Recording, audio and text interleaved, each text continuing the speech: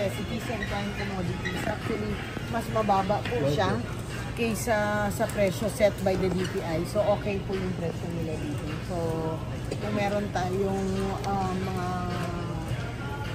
we should check the DTI's website to be able to know the prices set by the DTI sa basic necessities and prime commodities. Wala po tayong price increase for the next 60 days kasi nag-declare po ang ating Pangulo ng state of calamity for the whole country. So that means sa presyo ng basic necessities and prime commodities, wala pong price increase for the next 60 days.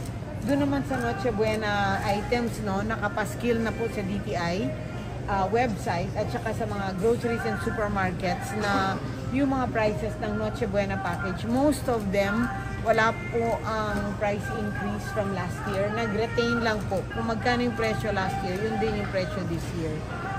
Although may mga ibang items na nagtaas ng presyo, marami pa pong items ang hindi nagtaas. Let's say like sa ham, halos lahat ng ham nag-maintain ng price nila.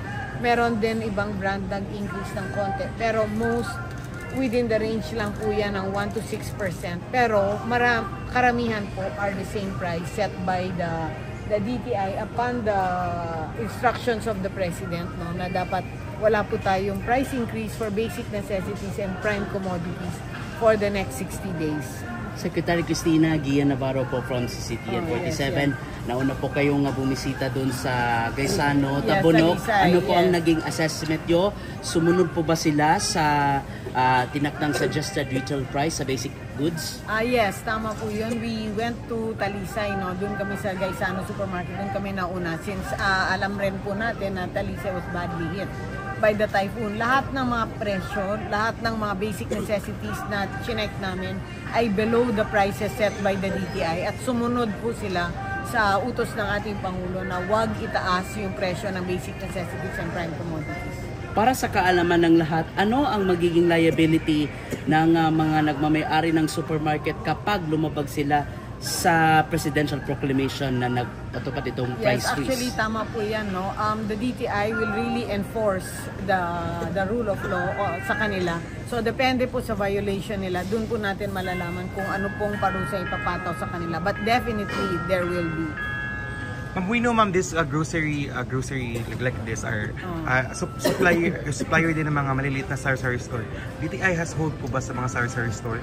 No, DTI just requires the groceries and supermarkets to have or to make sure that the prices for basic necessities and prime commodities must be followed. Bukod po ba sa kayo mismo nag-inspection, yung para masiguro na nasusunod po yung suggested retail price, may ano tawag natin, random checking po ba yung yes, mga actually araw-araw po sina-check ito because in DTI meron po tayong department that solely does this one.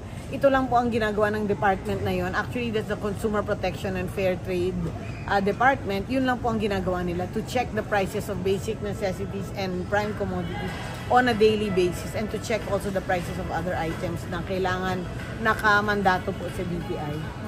At Secretary, sabi niyo po kanina na compared sa SRP ng DTI, mas mababa yung ibang items. Yes, ano kayong contributing factors bakit di nagtaas o di like mas mababa yung tinitinda nila dito? Of course, usually naman kung negosyante ka, ibababa mo rin yung presyo kasi the lower your price, the more competitive you become. And then, kung mas mababa ka kaysa competitor mo, syempre ikaw magiging choice ng consumers, di ba? So, they try to, how does that reach that price? Of course, they try to get a lower cost of raw materials. They try to bring down the different costs that it takes to produce the item. So that's how they're able to really reach a lower price than actually the competitors or lower price set by the DTI.